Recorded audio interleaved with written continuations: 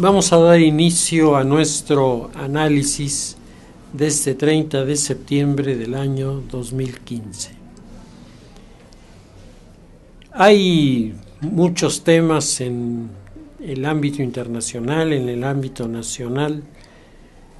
Yo quisiera manejar en lo internacional el tema de la visita del Papa Francisco a Cuba y a Estados Unidos, y en lo nacional revisar un poco estas manifestaciones un poco inquietantes sobre el tema de los secuestrados en el estado, de los estudiantes secuestrados en el estado de Guerrero, y el enfoque que se le está dando en este momento a esta situación.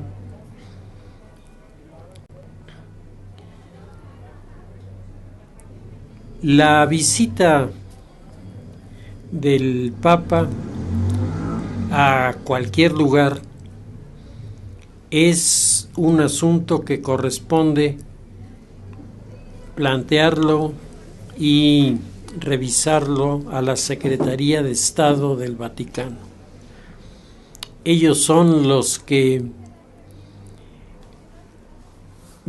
leen en los textos las propuestas y los que miden los alcances y le sugieren al Papa el entorno en el que puede progresar mejor su visita, y desde luego el que dice la última palabra es el Papa. Los demás son sus asesores, pero él asume esta responsabilidad. Se selecciona al personal que hace los discursos, y las personas que hacen los discursos son personas que conocen el medio al que el Papa se va a dirigir y que están familiarizados con la problemática de ese país. De esta manera, el Papa tiene una visión antes de llegar que le ayuda a presentar mensajes más comprensibles sobre los temas que resultan más importantes en ese momento, en aquel lugar. Por otro lado, en medio de todas estas señales que apuntan al final de la modernidad y este convulso escenario que el Papa tiene que frenar, aparecen las tensiones que se han venido arrastrando desde que la modernidad es modernidad y chocó con la visión de la Iglesia. Especialmente el tema de lo económico es uno de los temas que saca chispas, precisamente porque la vida misma de Cristo en los evangelios lo presenta mucho más ligado e identificado con los pobres que con la gente de dinero, a la que, como en la lectura del fin de semana pasado, pues la expresión del Evangelio es bastante agresiva. El año 2015 reviste toda una serie de elementos simbólicos, porque se están cumpliendo años de muchas cosas, pero sobre todo de los grandes conflictos, del gran conflicto internacional de la Segunda Guerra Mundial, y lo que comienza ya a aparecer como los remanentes de la Guerra Fría, que también tuvo sus momentos difíciles y sus tensiones particularmente desarrolladas en la vinculación de los diferentes países que dependían de la tutela de los rusos, los que dependían de la tutela de los norteamericanos, y en medio de esta situación internacional, el Vaticano con el Papa manejando un mensaje que buscaba conciliar y que fue desoído por ambos bandos. Ni unos ni otros quisieron hacer caso, y por otro lado es una de las situaciones en las que pues no hacen falta dos, con uno que quiera hay guerra. Como hizo Adolfo Hitler, pues simplemente desencadenó el bombardeo de la frontera, irrumpió con sus tanques en Polonia y se inició la guerra. A nadie le preguntó si estaba de acuerdo o no, simplemente impuso el argumento de la fuerza y con ello creó uno de los conflictos armados más sangrientos de toda la historia. Millones y millones de seres humanos pagaron con su vida esta situación en la que los estaba involucrando Adolfo Hitler. Hoy el tema que tiene tensas las relaciones es el tema del capitalismo. El Papa ha hecho una serie de declaraciones públicas en donde las consideraciones en torno al capitalismo pues han sido bastante crudas. En Estados Unidos, aún los grupos católicos perciben menos esto porque en términos generales la derrama económica que provoca el modelo capitalista al funcionar hace que estén menos motivados los que están recibiendo sumas de dinero importantes, que el caso de México y los países latinos, en donde la falta de dinero, la falta de recursos, pues es achacada precisamente al desarrollo del capitalismo. El Papa, por otro lado, es consciente, plenamente consciente, de que su viaje a Cuba y a los Estados Unidos va a provocar reacciones, porque si bien es cierto que en los dos casos nos encontramos con personajes que hacen una crítica de las ideas del Papa, pero una crítica sobre un tema además que no es un tema dogmático, es un tema de opinión en donde el Papa se puede equivocar como Juan de las Pitas. Cualquier equivocación allí, el Papa no tiene el don del Espíritu Santo en todo lo que dice, y aquí pues sus opiniones sobre el capitalismo pueden ser cuestionadas sin ninguna rebeldía de por medio. Y claro, gente como Michael Novak y como todo el grupo de católicos liberales en los Estados Unidos, pues extrañados le preguntan al Papa, bueno, ¿por qué seguir las reglas del mercado? Va a ser algo que tiene que desaparecer, y por qué vamos a entrar de lleno en el pantano de el anarquismo si tenemos los recursos para poder hacer repartición de dinero entre todos aquellos que al día de hoy se han considerado marginados o rezagados. El capitalismo por sí mismo tiene dos características que lo identifican. Primero, aplicándolo conforme a las reglas del mercado, este modelo económico resulta generador de riquezas, es decir, sí genera riquezas. Segundo, si los que reciben los beneficios de la riqueza no la transmiten a la sociedad, esa riqueza se queda entre los más ricos, generándoles más riqueza. Y yo creo que un ejemplo muy evidente de esto pues es Carlos Slim. Carlos Slim tiene un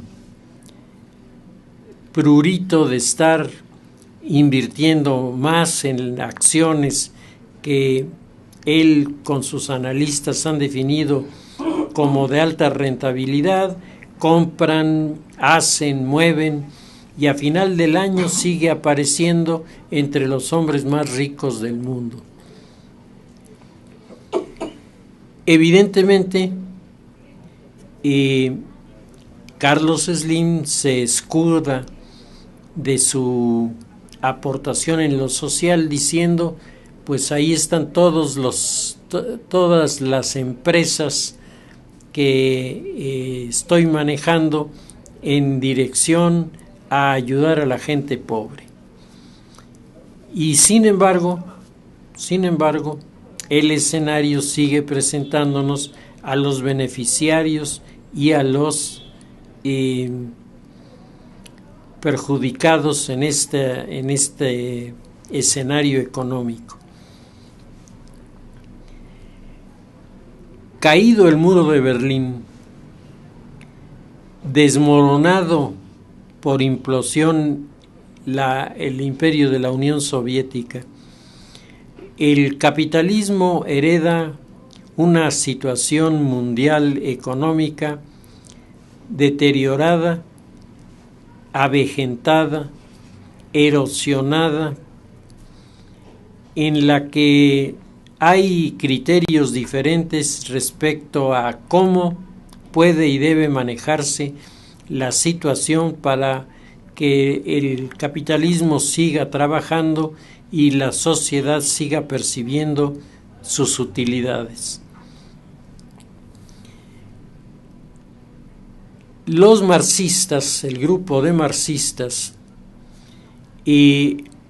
han comenzado a formular desde Europa, desde América Latina, toda una serie de argumentos en los que dicen: Rusia tuvo en su momento la bandera, el liderazgo de los grupos comunistas, y lo desperdició porque le entregó el poder a la burocracia, y entonces se produjo una dictadura burocrática que nunca se aproximó siquiera a los ideales de Carlos Marx, y por lo tanto el marxismo no está vencido.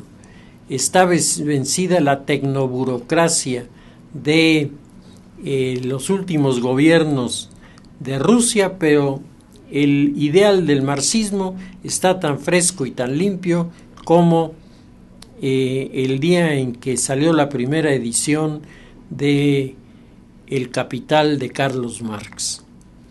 Esto es lo que dicen los marxistas. Y por lo tanto, el mundo tiene que seguir en el proceso que Marx dijo. Y Marx, si ustedes recuerdan, establece que el comunismo surgirá a raíz de que en el mundo haya triunfado el capitalismo y la sociedad se haya desanimado del capitalismo. Y en ese momento apunta el comunismo como una fuerza nueva, una fuerza que tiene una capacidad de movilización extraordinaria. En el fondo, el mundo liberal sigue teniendo la voz cantante y no ha aparecido en el escenario una propuesta alternativa y viable que pueda competir con los liberales. Por eso es que los liberales se sirven con la cuchara grande en este escenario del que estamos hablando. Las raíces del marxismo, como las raíces del capitalismo, están en el liberalismo. Pero mientras los seguidores del capitalismo privilegian el valor de la libertad, los seguidores del marxismo privilegian el valor de la igualdad. Y la experiencia demuestra, entre más igualdad se propone, menos libertad se consigue. Entre más libertad se propone, menos igualdad se consigue. Una y otra, si no se excluyen absolutamente, sí influyen de una manera determinante para dejarlos en dos ambientes opuestos, que es la herencia de los filósofos ilustrados en Francia, que fueron los que crearon las condiciones para que el libro de Adam Smith tuviera el impacto que tuvo en su momento. El Vaticano ha hecho pronunciamientos sobre el tema a raíz de la encíclica Rerum Novarum, 1891. De entonces para acá está la 40º año, centésimos años, están las diferentes reflexiones que en cartas apostólicas han dejado los papas sobre el tema del capitalismo, y de todos estos escritos el capitalismo sale siempre vapuleado. El capitalismo liberal norteamericano tiene un capítulo católico, y decíamos, este capítulo católico le pregunta a Juan Pablo II, cuando se vino abajo el muro de Berlín, si la postura de la Iglesia es tan crítica respecto de el proyecto capitalista, ¿cuál sería el modelo económico que la Iglesia aprobaría para que entonces veamos la manera de construirlo? El Papa responde con la carta apostólica en la que plantea el papel de los laicos en el mundo posmoderno, y en donde establece que a los laicos les corresponden tres áreas: el área de la política, el área de la educación y el área de la cultura, y que si no se evangeliza la cultura, lo que se haga en las otras dos no va a salir muy bien. En esta perspectiva, los liberales católicos han querido leer los textos de el Papa Francisco desde su elección hasta la fecha, encontrándose con una constante: el reclamo al capitalismo de su falta de solidaridad social. No es una crítica al capitalismo desde el punto de vista técnico. No se dice que están mal hechas las ecuaciones que para formular la política que debe seguirse respecto de los impuestos. La Iglesia no está diciendo esto. La Iglesia está diciendo, en un mundo en el que hay enormes contrastes, hay un abismo que separa a los pocos que tienen mucho y que pueden tener más de los muchos que tienen poco y cada vez tienen menos. Hay un abismo que los separa, y ese abismo tiene que ser cubierto con puentes que los únicos que pueden tender estos puentes son los capitalistas. Entonces al capitalismo le toca dar la última palabra, decir la última palabra en este sentido, y esa encomienda, particularmente en la última encíclica, el Papa es muy explícito, pues si el capitalismo no la quiere hacer, pues se alejará cada vez más de los valores y principios del mundo occidental. Hay que destacar que a los capitalistas esto no les ha quitado el sueño. Ellos no han comenzado a preguntarse, ¿y ahora qué haremos cuando el Papa nos está conminando? Ellos están tranquilos porque sus estados de cuenta económicos les dicen que están recibiendo una gran riqueza y que por lo tanto las cosas marchan correctamente. La izquierda es la que se ha sentido de alguna manera aludida por el Papa como la fuerza que pudiera cambiar las cosas. Y entonces inmediatamente tratan de acomodarse para que la cercanía con la Iglesia, cercanía que ellos normalmente rechazan, ahora se vea lo más amigable posible y sacar todas las ventajas en este sentido. Si la izquierda no está tomando ese liderazgo que en este momento pudiera alcanzar a nivel mundial y a nivel nacional, si no está alcanzando este liderazgo, es porque la izquierda ha abandonado el discurso unido al liderazgo. Hoy hay muchas personas que escriben, que están escribiendo, sobre todo en los Estados Unidos, en la línea de Noam Chomsky, detrás de la corriente de la nueva izquierda norteamericana, pero en Estados Unidos como en México sucede que los líderes del movimiento promarxista tienen capitales que no tenemos los que estamos en desacuerdo con la izquierda por sus razones de tipo político-económico y diferimos de ella. Ninguno de nosotros tiene ni los recursos, ni las camionetas, ni los choferes, ni todo lo que la izquierda tiene, que hace que se pueda decir sin ninguna exageración que en México, como en otros lugares, el marxismo estaría representado por un grupo que sería en primer lugar carlista y en segundo lugar marxista. Carlista en primer lugar porque viven, comen y se mueven como Carlos Slim y dicen que piensan y actúan de acuerdo a Carlos Marx.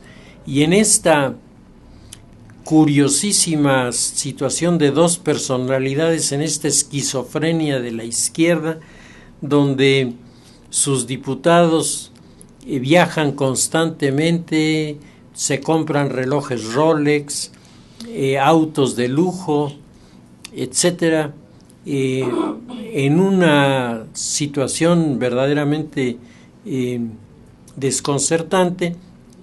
Pues la izquierda ha perdido mucho de su capacidad y se ve amagada por la crítica que la sociedad comienza a hacer a quienes adoptan tales actitudes. El Papa recibió a su secretario de Estado, recibió los informes que se le presentaban y sobre todo recibió la visita del nuncio apostólico en Cuba, que le avisó que las negociaciones iniciadas por la Iglesia hace tiempo, hace años que están estas visiones de acercamiento con los grupos de cubanos exiliados en Miami para crear con ellos una fuerza de recuperación de la isla que puede ser aceptada por los cubanos que se han quedado en la isla todos estos años y puede ser aceptada porque los capitales son cubanos y no son norteamericanos. Es una de las informaciones de las que el Papa necesitaba una información fresca. Los cubanos en el exilio siguen apostados por una solución pacífica en el relevo del gobierno marxista de Fidel y de Raúl Castro. Esta situación se va a ir consolidando y la postura de los diferentes grupos en la isla, ¿cómo se manifiesta? ¿Qué dicen los muy peligrosos y muy influyentes dirigentes del MININT, del Ministerio del Interior, desde donde salen las órdenes para meter a la cárcel a los disidentes y los que tienen la fuerza política suficiente como para vetar medidas aprobadas por Raúl Castro? ¿Qué dicen los del MININT sobre la posible visita del Papa? ¿Qué dicen los representantes del Partido Comunista Cubano? ¿Qué dicen los personajes del mundo oficial del gobierno de Fidel ante estas manifestaciones que se van a presentar? ¿Qué dicen los santeros en Cuba? Porque yo creo que nadie ignora que los santeros son una fuerza dentro de la isla de un tamaño impresionante. Ya con estos datos se organizan los discursos, los tiempos, y el Papa viaja a Cuba llevando este mensaje. De Cuba tiene que brincar el Papa a Estados Unidos. Y ese brinco a los Estados Unidos coloca al Papa ni más ni menos que en la mira de los capitalistas que no están muy contentos ni con la encíclica ni con las declaraciones que el Papa ha hecho.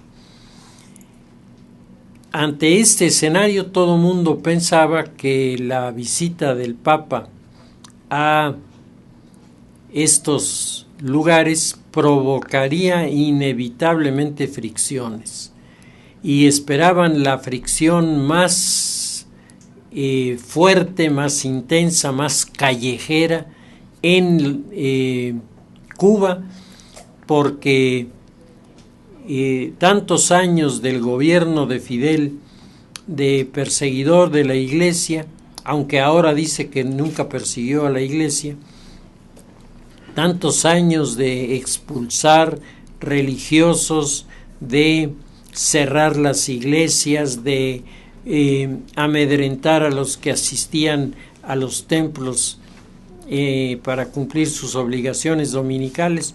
Todo esto que ocurrió ha dejado una huella, y esa huella en Cuba es, en términos generales, una indiferencia de la sociedad frente al tema de la religión.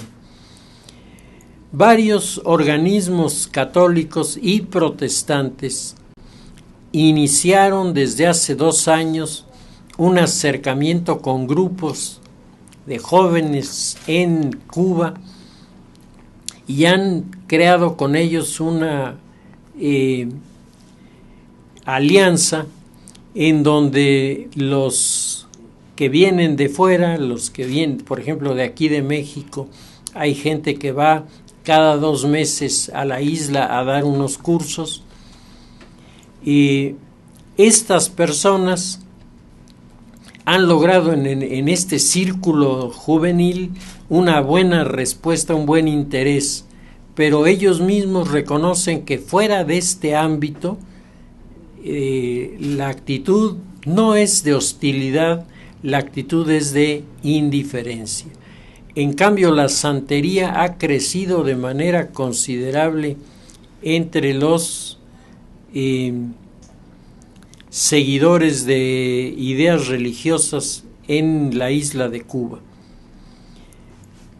Conociendo todo esto y más detalles, el Papa viaja, llega a la isla y sus discursos tomarán un rumbo totalmente paralelo al de los discursos del Papa en los Estados Unidos.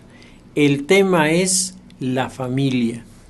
Y el Papa, ante las preguntas, los cuestionamientos que le hacen los periodistas y le hacen los asistentes a sus mensajes, contestará siempre con el tema de la familia.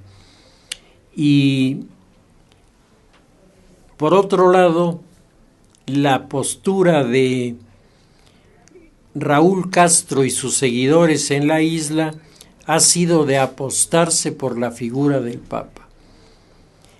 Raúl no solamente va por el Papa al aeropuerto, Raúl está en primer lugar en la misa, a pesar de que durante muchísimos años él dejó de ser practicante, él está adelante y él es el enlace con otros grupos dentro de la isla.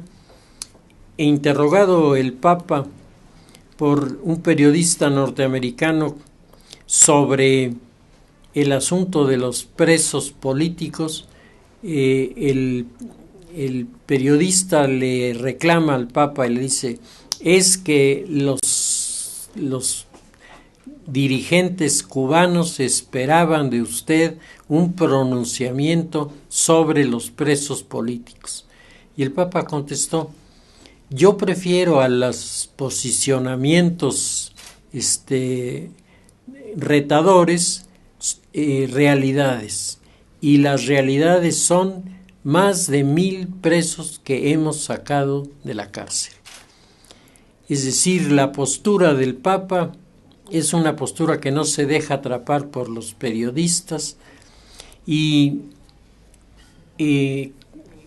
tocándose el tema de la familia, le preguntan sobre la familia de los homosexuales.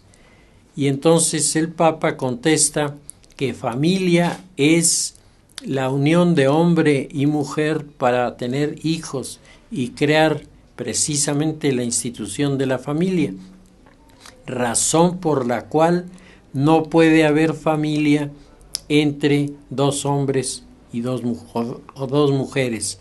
Que esto, si se da, no sería familia porque no tienen como finalidad la continuación de la sociedad, sino por el contrario, esto pondría en desequilibrio a una sociedad que aceptara como matrimonio a estos enlaces.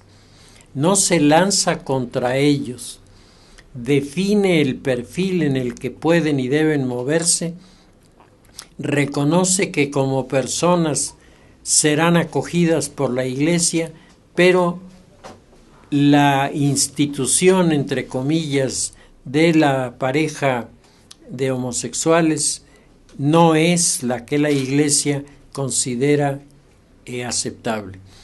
Y dice, y esto por los hijos, dice, porque los hijos tienen derecho a formarse en un hogar en el que hombre y mujer dejan su impronta sobre los chicos y les hacen entender el papel, el rol que juega la mujer, el rol que juega el hombre en el equilibrio de la vida de una sociedad. Y entonces le dice otro de los periodistas, entonces ¿Cómo queda el divorcio de las parejas católicas? Contesta el Papa: no hay divorcio.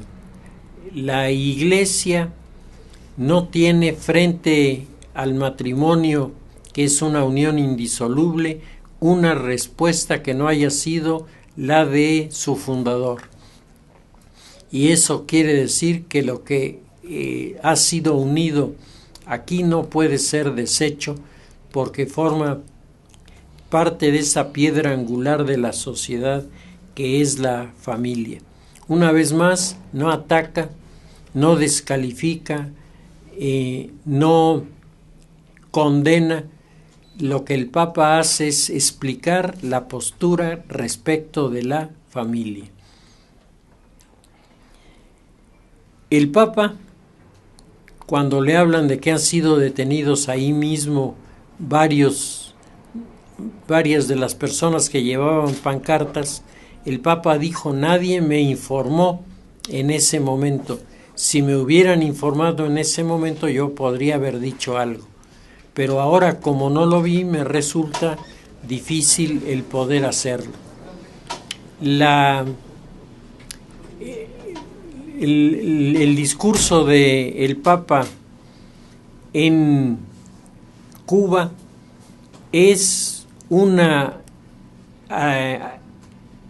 exaltación a la familia, a la vida en familia, a los valores familiares, y desde luego todo esto identificado con el cristianismo y de manera más específica con el catolicismo. La cantidad de personas que asistieron fue importante, aunque en menor número de cuando fue Juan Pablo II. Juan Pablo II fue una especie de terremoto en la isla de Cuba. Cuando fue Benedicto Ratzinger, también hubo una presencia más numerosa. Ahora la presencia fue menos numerosa, pero mucho más ruidosa, mucho más participativa, porque estaba compuesta este grupo de personas principalmente por jóvenes. Y eso al Papa le dio mucha alegría, porque decía el Papa: el que cuenta con los jóvenes cuenta con el futuro, el que cuenta con los viejos cuenta con el pasado, y la vida se discurre del pasado al futuro. Quienes son la verdadera riqueza son los jóvenes, porque a ellos les toca resolver y administrar la problemática del futuro. El Papa tiene una entrevista con Fidel, en donde se ve a Fidel ya sumamente deteriorado. El hecho de que no hayan sacado la conversación, que para la propaganda del régimen hubiera sido muy útil, el que no lo hayan hecho significa que ya Fidel, como se rumora en la isla, que ya Fidel ya no puede hacer un diálogo, ya sus cualidades mentales ya no son lúcidas, y entonces simplemente se tradujo en un intercambio de regalos, cosa muy interesante. El Papa le regala a Fidel Castro un libro escrito por un jesuita que había sido maestro de Fidel Castro en el Colegio Belén, a quien Fidel admiraba enormemente. Entonces Fidel agradece el regalo del Papa, que llevaba toda una serie de mensajes. Fidel perteneció a los grupos discretos que se formaron los jesuitas en esa época. Él perteneció al grupo Convivio, y en este grupo él conoció a varios de los que más adelante serían sus opositores. Terminado el viaje a Cuba, el Papa viaja a los Estados Unidos. Y en los Estados Unidos sus temas son la familia y la paz.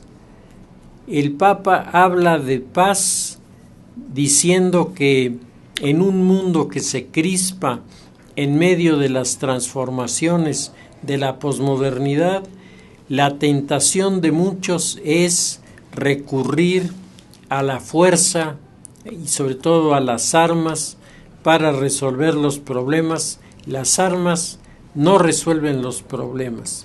Entonces el Papa hace una descripción de cómo ve él el escenario en los Estados Unidos y fuera de los Estados Unidos en el tráfico organizado por estos cárteles internacionales del crimen organizado que están poniendo en jaque a los diferentes países. El Papa es tajante. Estas actividades son inaceptables. El Papa hace una referencia a que muchos jóvenes se sienten tentados a asumir algunas de estas actitudes y participan como dealers, como vendedores de la droga para ganar dinero, porque, dice el Papa, la sociedad de hoy ha perdido el sentido y la naturaleza de la vida humana, porque la naturaleza del ser humano lleva a ayudar a los demás y no a perjudicar a los demás. Dios es el principio del bien, la verdad y la belleza, y si esas son las tres categorías que están en sintonía con Dios, ¿por qué el hombre se va a los polos contrarios a estos valores, en lo que sería una especie de rechazo al pensamiento cristiano en sus fundamentos más trascendentes? La visión de Estados Unidos con respecto al Papa ha sufrido también una transformación. De Juan Pablo II, de Paulo VI, que es el primero que visita la ONU,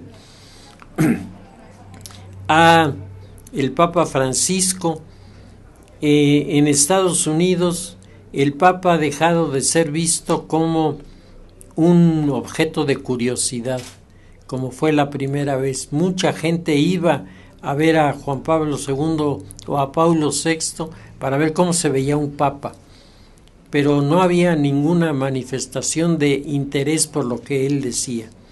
Ahora las reuniones con las que el Papa se encuentra son reuniones en las que están perfectamente identificados los seguidores de la línea del liberalismo sin valores y sin límites, y la de los católicos que están tratando de encontrar otra fórmula para sacar adelante al país sin que esto signifique el avasallamiento y destrucción de otras comunidades. El Papa aprovecha para tocar el tema de la ecología, un tema que ya está asumido por el Papa en la encíclica y que a muchos les pareció que era una especie de desperdicio de espacio ponerse a hablar de el área de la ecología. No era teológico. De hecho, en Estados Unidos surgieron las críticas más agudas contra el Papa a raíz de la encíclica, argumentando que el Papa es un chapucero, es un tramposo que engancha con frases hechas a la gente, pero que en el fondo es un hombre de izquierda, y como dijo Trump, y si es de izquierda, hay que hacer con él lo que con cualquier líder de izquierda, no oírlo. Estos radicalismos del sector de los capitalistas norteamericanos tienen sus puntos de debate entre otros sectores igualmente católicos que tienen una respuesta más próxima al Evangelio y que quieren realmente inspirarse en el Papa para dar una respuesta en el mundo a las cosas que se están debilitando de una manera tan notable. El Papa llega además a los Estados Unidos seguido de Raúl Castro.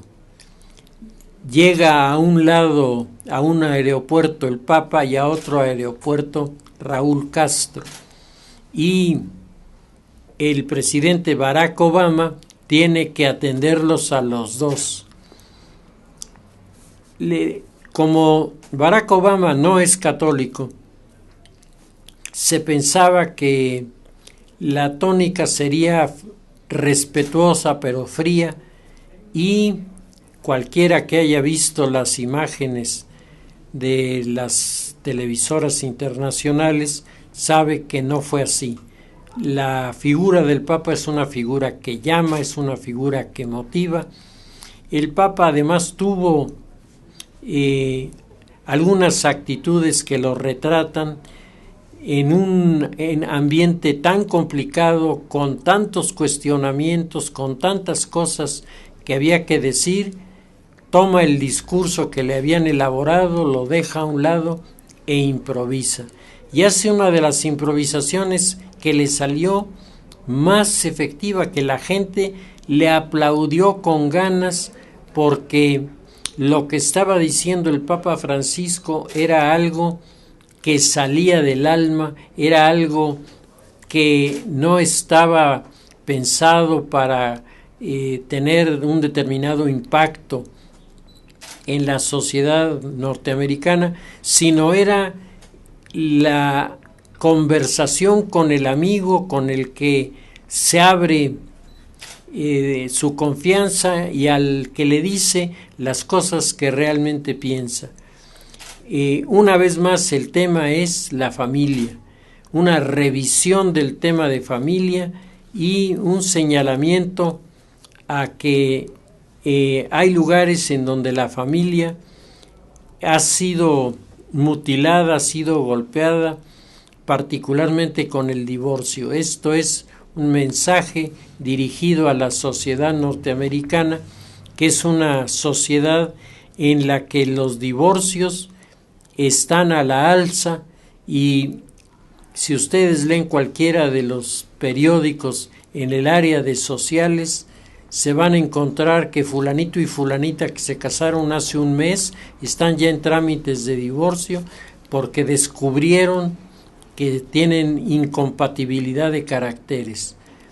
Y uno se pregunta, bueno, entonces, ¿por qué se casaron? La incompatibilidad es algo que se manifiesta de manera inmediata y resulta un poco extemporáneo su queja, porque tuvieron tiempo de haberla hecho y sin embargo